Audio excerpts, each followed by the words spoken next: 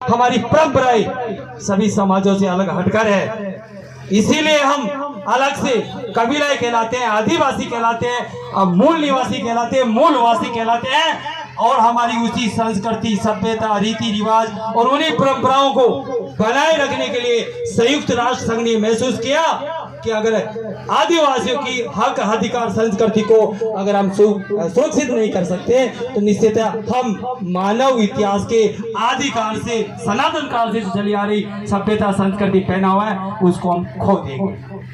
उसी को बनाए रखने के लिए ये 9 अगस्त का 1994 में न्यूजीलैंड में पहली बार आधिकारिक रूप से मनाने की घोषणा की और 1995 से लेकर 2004 तक के लिए पूरा एक दशक आदिवासी कबीलाई संस्कृति के समर्पित किया था संयुक्त राष्ट्र संघ ने। यही हम बात कर रहे हैं। अब बात करते हैं कि इस दिन हमें क्या करना चाहिए था और हम कर क्या रहे हैं।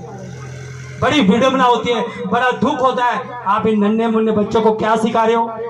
इस 9 अगस्त के दिन से आप इन बच्चों को क्या, कौन सी संस्कृति, कौन से संस्कार, कौन से परंपरा इनके अंदर भर रहे हो आप?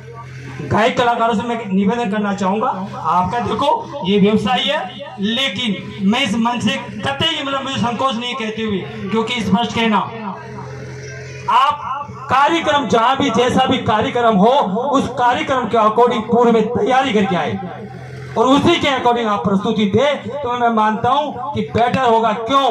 क्योंकि किसी भी समाज की संस्कृति को, संस्कारों को, नैतिक मूल्य को बिगाड़ने में सबसे ज्यादा हाथ किसका होता है? गायक कलाकारों का। यदि वो चाहे तो संस्कृति, संस्कारों को बिगाड़ दे और वो चाहे तो संस्कार और संस्कृति को उठा दे। आजकल पता, मैं कभी नहीं शर्माता। एक दिन मैं स्कूल में था, सालकोटड़ा, 10 मिनट पहले पहुंच गया। हम स्कूल में छोटे बच्चे खेल रहे थे, तो पता है एक छोटा सा बच्चा, शायद उसको मम्मी पापा का नाम याद नहीं होगा, लेकिन वो कैसे करता, इसकी बहन के मजे मजे, इसकी बहन। स्कूल में ऐसे वो बच्चा डांस कर रहा था, जबकि वो जानता नहीं ये देन किसकी है? गायक कलाकारों की देन है। पूरी संस्कृति की, पूरे संस्कारों को ऐसी तैसी करके ये सिर्फ पैसे कमाने के चक्कर में, अपने है ना नाम के चक्कर में, ऐसा नाम किस काम का जो समाज के ऊपर कलंक लगाए। तो विशेष तौर से मैं गायक कलाकारों को कहना चाहूंगा कि आप संस्कृति के कर्णधार हो, इस आदिवासी परंपरा के आप कर्णधार हो, इस संस्कृति का उद्धार करो। सामने बैठी युवा पीढ़ी को आप ऐसा इतिहास दो, ऐसे संस्कार, ऐसी चीजें आप लाओ, खाओ, ताकि हम कुछ सीखे। हाँ, मानता हूँ कुछ कार्यक्रम होते हैं जहाँ पर आपके जो ढांचे चलते हैं, लेकिन आज हम विश्व आदिवासी दिवस मना रहे हैं।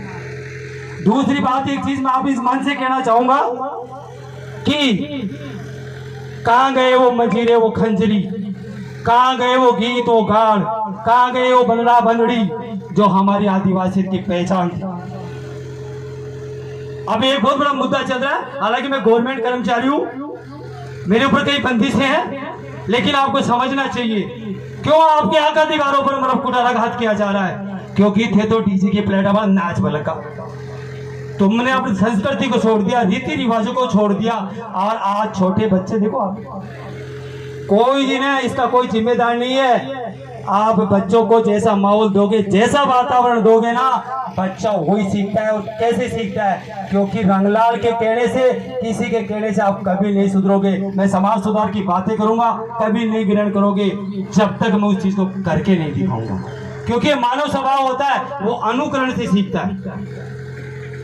तो मैं विशेष तौर से युवा साथी बैठे हुए हैं, मैं आपसे बार बार आग्रह करूंगा, निवेदन करूंगा कि इस समाज की, इस संस्कृति की, इस संस्कारों की डूबती नैया को यदि कोई बचा सकता है तो वो युवा समाज की युवा शक्ति बचा सकती है। और मुझे खुशी है कि पिछले 2-3 साल से युवाओं ने समाज के पटल पर, धरातल पर आकर अपनी संस्कृति के लिए, अपने इतिहास के लिए प्रयास किया है। और मुझे कहने में कोई जुआर नहीं है कि जो जोहार बोलते थे आज से 2 साल पहले, लोगों ने ज्वार बाजरा खींचा, लेकिन आज गर्व है वही ज्वार बाजरा तुम्हारे सामने खड़ा है और उसी ज्वार को लेकर हमने संघर्ष किया। और आज तुम सभी उस ज्वार के इस जाजमे मंच पर एक साथ इकट्ठे हो गए। इससे बड़ी समाज की एकता नहीं हो सकती। जोहार कोई है ना अपमान थोड़ी है, गाली थोड़ी है। जोहार का मतलब होता है सबका कल्याण करने वाली प्रकृति की जय हो। और आदिवासी क्या था? जल, जंगल और जमीन, इसका स्वामी था। लेकिन धीरे धीरे जंगल से भी दूर हो रहे हो, जमीन से भी दूर हो रहे हो, जल से भी आप दूर हो रहे हो। और मैं कह के जा रहा हूँ, कितने आप डीजे बजा लो, कितने ट्रस्ट लगा लो, शादियों में कितने स्टेज लगा लो, कितने ब्यूटी पार्लर में चेहरा चमका लो, ज्यादा टाइम नहीं है। मुश्किल से है ना 3 से 4 साल बाद यदि आप इस मिट्टी में वापिस अगर आदिवासी नहीं बन जाओ ना, तो फिर मुझे बताना। जोरदार तालियों के साथ गुरुजी का स्वागत और अभिनंदन करेंगे। रोजगार तुम्हारे नहीं रहा, तुम्हारे बच्चे पढ़ नहीं रहे, पढ़ेंगे कैसे? क्योंकि पढ़ने का माहौल हम उसको बच्चों को दे ही नहीं रहे।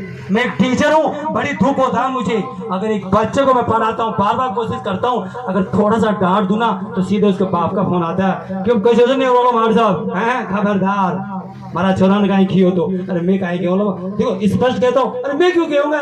हमारा एक कर्तव्य है, गवर्नमेंट हमें तनख्वाह देती है क्लास में जाके पढ़ाने और समझाने की, लेकिन वो आप पढ़ो या मत समझो वो आपकी है, बाकी तो ठड़िया बते केवला गई माशो तो कुर्सी तोड़ता डोले से कुर्सी कौन तोड़ा, ईमानदारी से पढ़ावा जा, लेकिन पढ़ने वाले वैसे बच्चे भी तो होने चाहिए, और कुछ बच्चों को भेजने वाला अभिभावक भी तो होना चाहिए।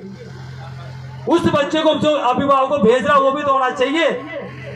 वो बच्चे की बजाय मेरी शिकायत लेके आए ना कि रंगलाल जी मेरा बच्चा करेगा आप 2 दिन से क्लास में नहीं जा रहा, तो शायद मुझे ज्यादा खुशी होगी एक बच्चे के थप्पड़ देने की शिकायत की बजाय। तो मैं समाज के जो कर्णधार बैठे हैं, जो हमारे जो पुरखे बैठे हैं,